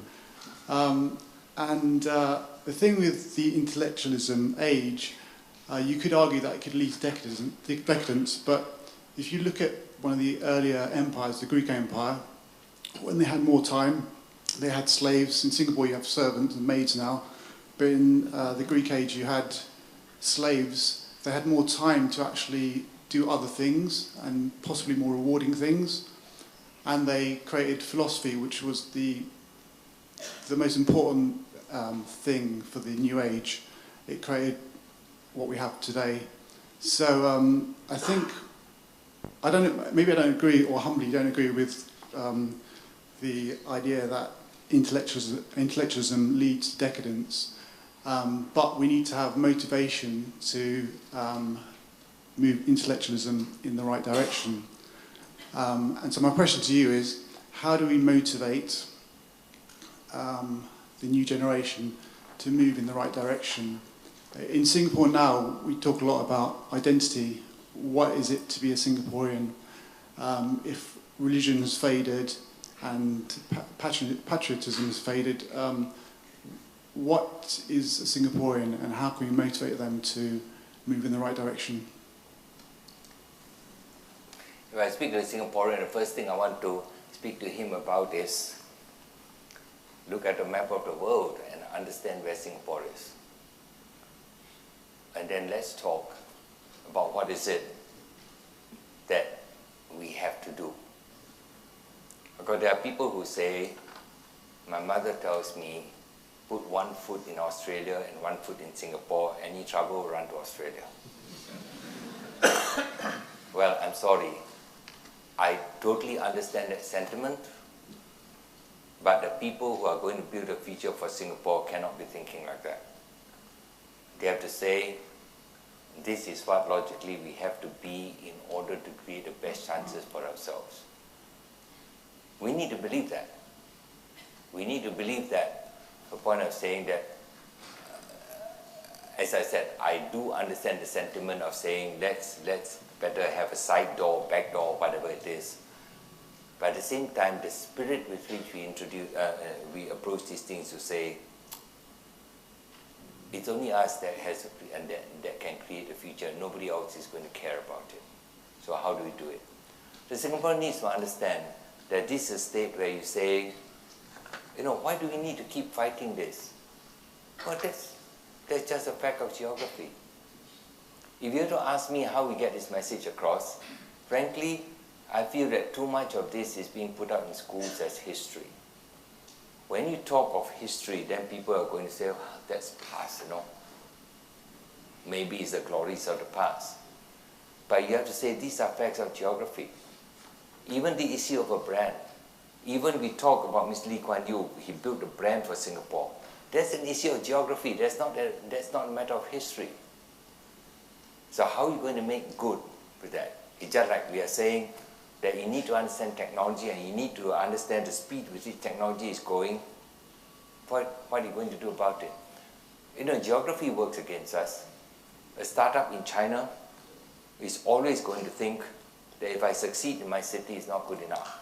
How do I have a business model that can go all over China and succeed in China? A startup in Indonesia, today Jakarta is the most vibrant startup ASEAN capital. and a guy in Indonesia says, you know, my startup succeeding in Jakarta is not good enough. I need to make sure my model works in Palembang, and works in Medan, and works in all these other places. The disadvantage of the guy in Singapore startup is he can't imagine what is it like to get this thing out to the rest of ASEAN or the rest of the world. And yet he has to do that. So I think Singaporeans need above all a sense of self-confidence, a sense of courage, a sense of adventure. You know, 4 years ago I was speaking to CEOs of Singapore companies that were expanding in China. I was speaking to them in Shanghai, right? One of them was having all these retail stores expanding all over China. And I said, wow, what a wonderful opportunity for Singapore students to come work with you as interns, then they get, you know, China experience and so forth. And he said, no problem. I'll take any number of students who want to be interns. But you know, they tell me, Shanghai okay, Beijing okay, Xi'an not okay. Right? How do we create a sense of adventure which says you go out, you know, just being curious, discovering things, that's a great stuff, you know. That gives you sort of extra passion or purpose in life. Well, we have to keep doing that. I think, to be quite frank, I think a good number of the ways we deliver lessons in schools misses the point that the median age of your teachers today in Singapore is 34. They were born years after Singapore became independent. They cannot deliver a lesson about the history of independence successfully because they can't feel it. It's not part of their experience. So my view is that we have to recreate all these things within the context of geography rather than context of history. And said, given the geographical situation we are in, what are we going to do about it? Or what can we do about it? I believe we can. As somebody has said, right, the biggest or fastest growing economies in the world, what are they? They are China, India, Indonesia. Remarkable. If you know the map of the world, you know Singapore is actually in good position with respect to these three countries. Between China, India and Indonesia, total 4 billion population out of a total population, world population of 7 billion. You're in a good state. So Singaporeans should look at this and sort of say, we're actually in a good state. What does this mean in terms of opportunity? That's the question. I think if we look at it, right, you got majority Chinese population. Presumably you are in a better state to be able to connect with China. So you've got a substantial Indian population. Presumably you're in a good state to connect with India. You got a substantial Malay population. Presumably you're in a good state to connect with Indonesia. What are we thinking about losing potential? So I'm just giving these illustrations of the way my mind goes and sort of say, you imagine these things. Because if you start with all the things we can go bad, then you won't even start doing anything, right? But if you say, what's the situation we are in and what does it represent in terms of opportunity, I think there are good things you can think about. But it does mean that we have to recognize our position as in the real world, and it does mean that as we come to this conclusion, the key is move fast and move before other people understand what's going on. So one other thing we need to recognize is that survival and success are two sides of the same coin for Singapore. It may not be for large countries. For us to succeed is to survive. If you don't succeed, you're in trouble. Right? Maybe it's a survival not worth surviving in. That's totally different for a large country. China can decide that they're going to survive. Why? Because your population is large, your land mass is large. Just by definition, you're going to survive. Success, I can decide the eastern coastal cities can succeed first and then gradually I get to the west. Singapore can't decide that way. And so we need to recognize that thing about geography, right? And yet you say the advantage you have as a small country is being able to bring everybody together and getting everybody to understand the situation we are in. I think that can come more naturally, but you need to point people to ways of thinking and ways of looking at the future. So my sense of it is, I totally understand why people can be pessimistic. I totally understand why mothers want to create side doors and back doors. But I also say, if we want to create the best possible future for Singaporeans, we can look at our situation and say, there are many good things here. Build on it. In some ways, the lack of enthusiasm, fighting spirit, and entrepreneurial kind of spirit, inclinations, is because our government and our system has done really, really well, too well. What some may say, some may say. So I just want to invite your comment on how, in your opinion, and having taken really senior leadership positions and being involved in setting visions and setting paths on where we could go next, how do you think the government can do less to achieve more for the future of Singapore? And I will akin that to the future of DP as well. When Singapore became independent in 1965, there were only 4 things the government had to do. One is get jobs for Singaporeans, which they did by opening the doors to multinationals, change the labor laws, all kinds of things in order and build a brand to make Singapore a trustworthy place so multinationals come in and investments, set up factories and so forth. So you resolve the jobs problem. Second, you need to give roofs over people's heads. So the government solved that by having HDB and CPF. In fact, I was just having a discussion with people yesterday why, for example, China cannot adopt the same thing. That's because Singapore was early in the game. You're so early in the game that you have a situation in which so many people are buying their HDB flats without having to bring out any money from their own pockets. Their CPF savings is enough to pay for that. So you end up in a structure where CPF contribution is 36% a month, which is a lot. If CPF is only to look after old age, 12% is enough. If CPF is only to look after old age and medical bills, maybe 18% or 20% is enough. The fact is we are 36%, right? So the government solved the roofs over people's heads by having HDB and CPF. Then the government has to deliver education for children in order to give future optimism and hope for people, and that they did by massive expansion, particularly of secondary schools. Actually, most kids by 1965 were already attending primary school, but not that many people were going on secondary school. I think there was a virtual doubling of secondary school places in 1965. And fourth, the government had to deliver basic health care so that people are healthy enough to do their job. We have a young population there, okay? So now, these are 4 things which government can deliver because they are quantifiable, because it means infrastructure, because, government can deliver schemes. Today, we ask Singaporeans what they want government to do. Just like I read out the list, what people want in the future. It's impossible, right? Affordable housing, by definition, is impossible to get to. What do you mean affordable housing? Affordable housing means I'm now in 4-room flat. How come I can't afford a 5-room flat? Saying the guy in 5-room flat wants an executive condo. The guy in executive condo wants to have private housing.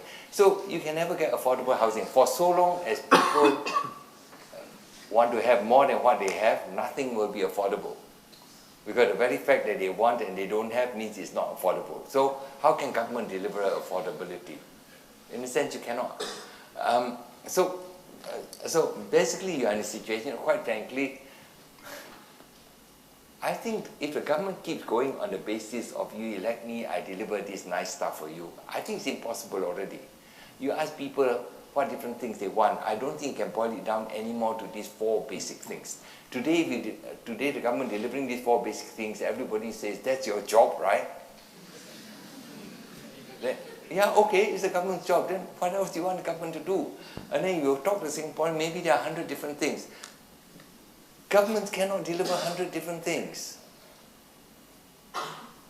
And my concern about going in the future, right, when I talk about first world society and all that, a lot of it is relationships. In fact, there's a rather nice book which has come out called The Hidden Wealth of Nations, which actually concluded that the strength of nations going forward lies in the strength of relationships among their people. What we're talking about going into a future, the strength, when we talk first world society and all that, is about relationships now. It's about the human dimension. Government cannot deliver heart. Government can tax, get the money, fund various things and so forth. But at the end of the day, looking after the old lady in the elder care home is a matter of where's the human face and where's the human touch. And the government cannot deliver that. So I think these are changing. I think we have to look at the Singapore we're looking for in social terms.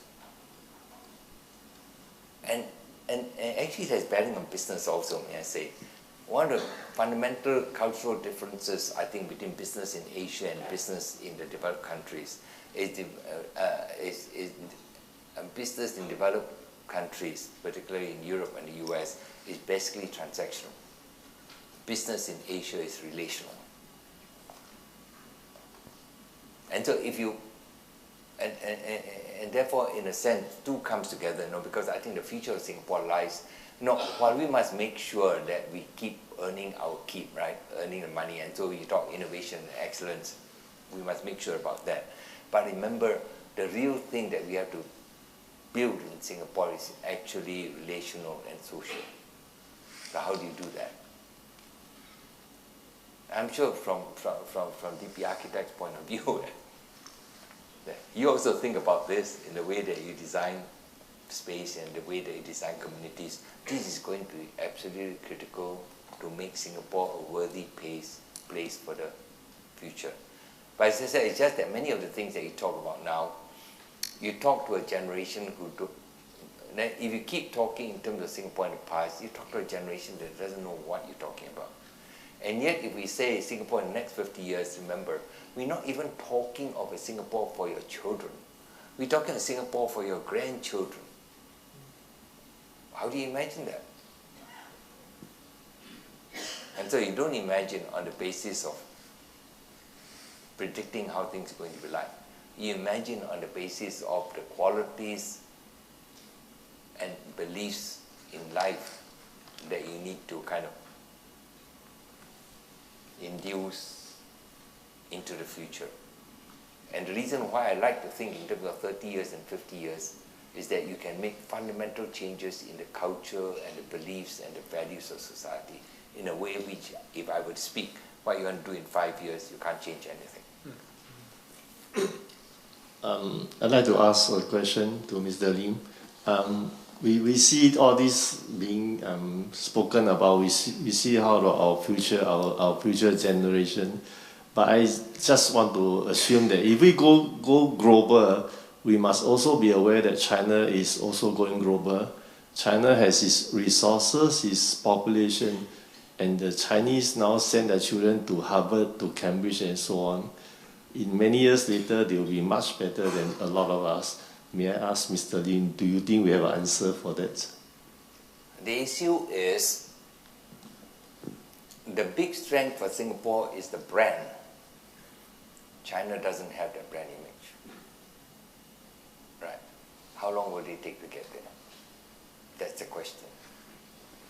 It's a deeply cultural thing, which is why if Singapore doesn't get there in 50 years, China will get there in 50 years. What are you going to do? Wait until China, this big behemoth, comes and kills you, or what? Which is why, to me, for us to be clear, this is how you're going to build the future. Just like, I speak to startups in Indonesia, for example, and I tell them, you got a big advantage in Indonesia, just like you have in China, to build startups based on models that can succeed outside of their geography. Which also means that if your model can succeed in Palembang and Medan and so forth, it can also succeed in the rest of ASEAN and the world. But to do that, you better set up in Singapore. Then you write on the brand image of Singapore rather than try to go and start up coming out from Jakarta, because you have to fight to build a brand image first. So that's strength for Singapore. And I think the same thing applies therefore to China. Which is why there are 6,000 Chinese companies in Singapore, there are 6,000 Indian companies in Singapore, and they are all here because of the brand that comes with the name. But of course, because also your hub, your connectivity and all the stuff. But a lot of them are here for the name that comes with being a Singapore company. So if Singapore companies don't take advantage of that, then we're not being very smart in this game. We're close to lunchtime. Just one final question from Mr. Cole.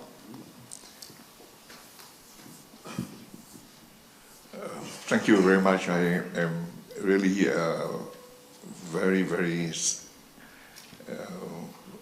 proud that DP has gone to 50 years and is able to bring you, to address us this morning, because I think you have brought with you such a great wealth of, firstly, your own talent, your own honesty and integrity, and the fact that you have led so many organizations in the public sector, in the government, to bring Singapore to where we are today.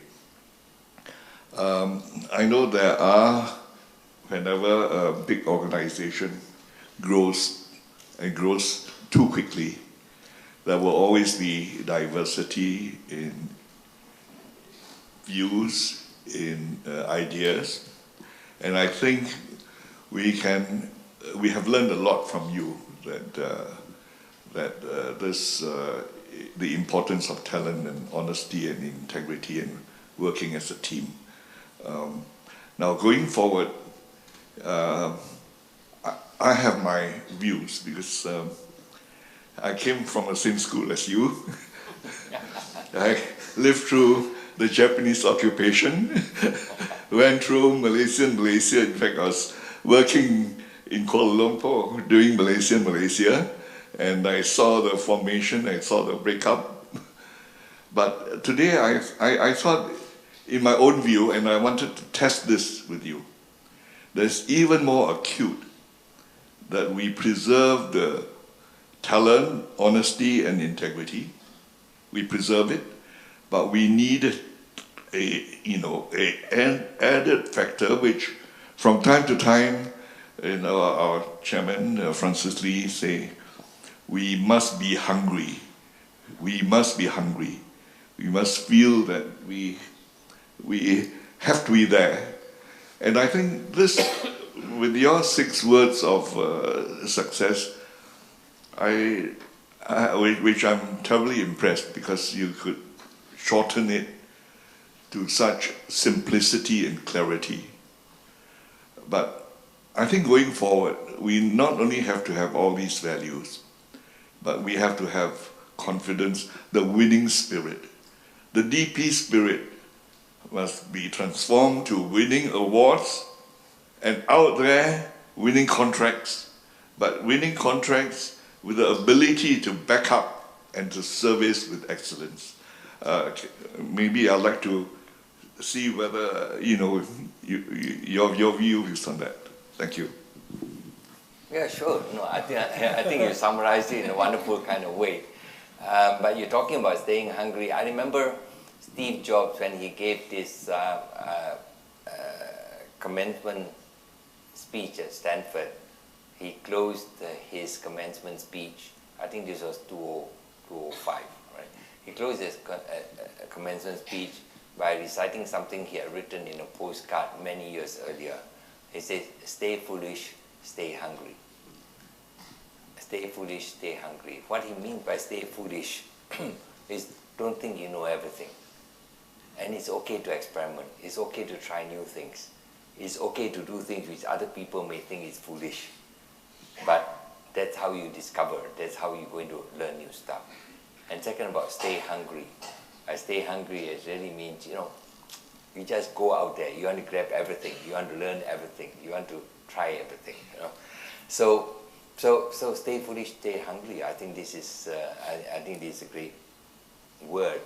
I think also borrowing from Steve Jobs, right? He not only said the people who are crazy enough to think they can change the world are the ones who do.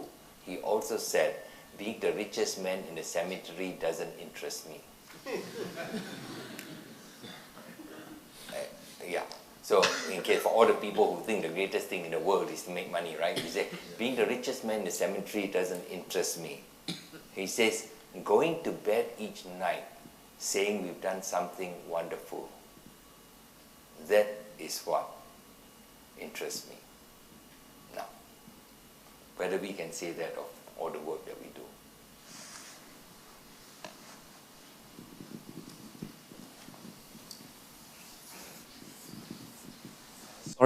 Sorry to take up more time when Xiao Chuan, yours was supposed to be the last question.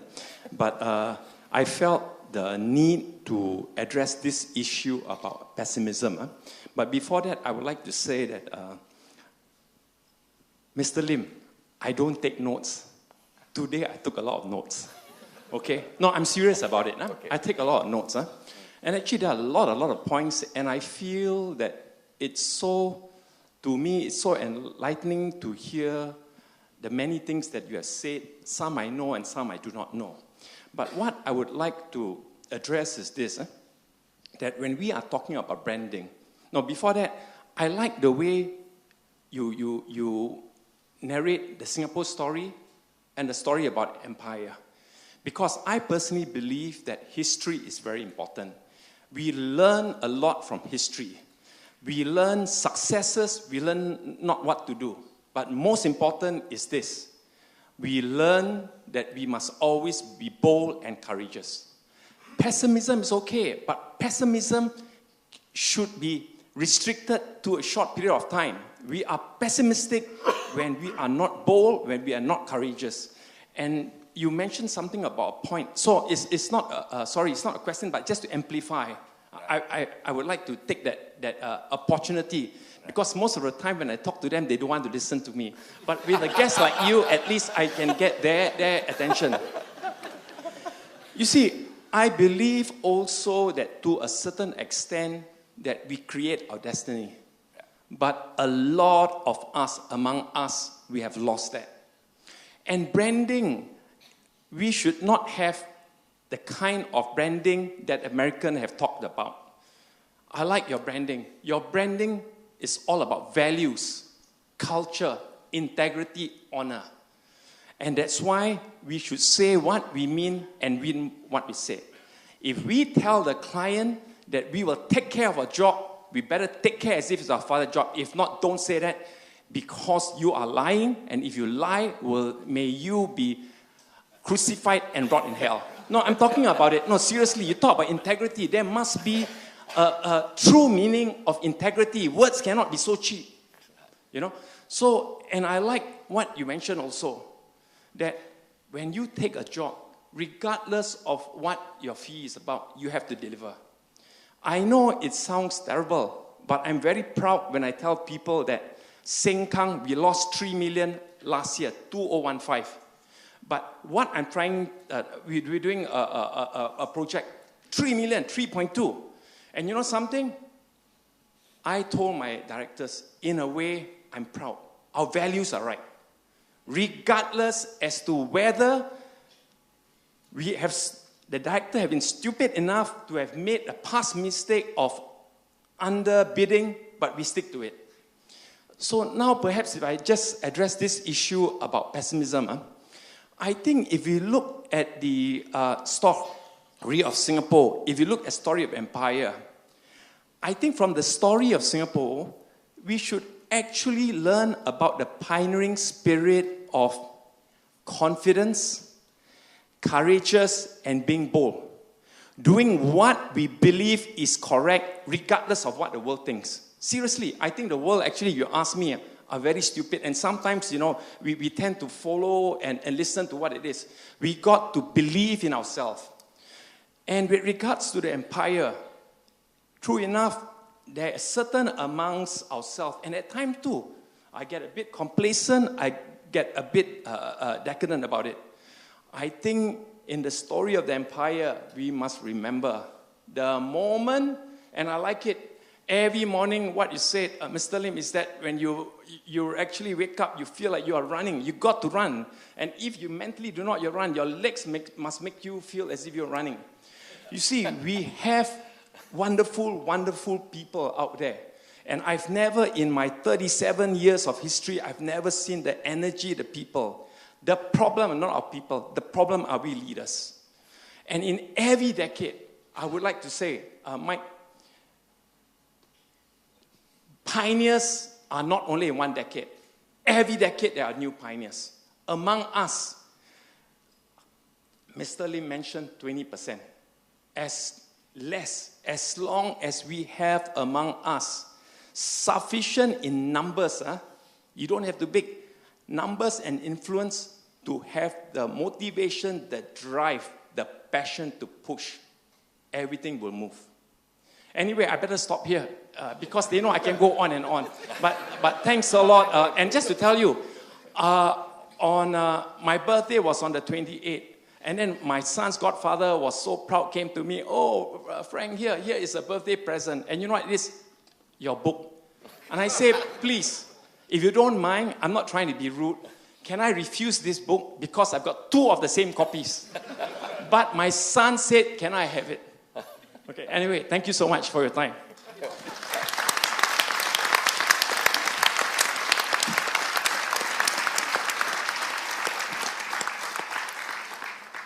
So I think Francis summarized all our thoughts about this talk quite well. So again, I will, help me to thank Mr. Lim for his time, and I will leave this to Gladys to give Mr. Lim 2 of our books as a token of our appreciation.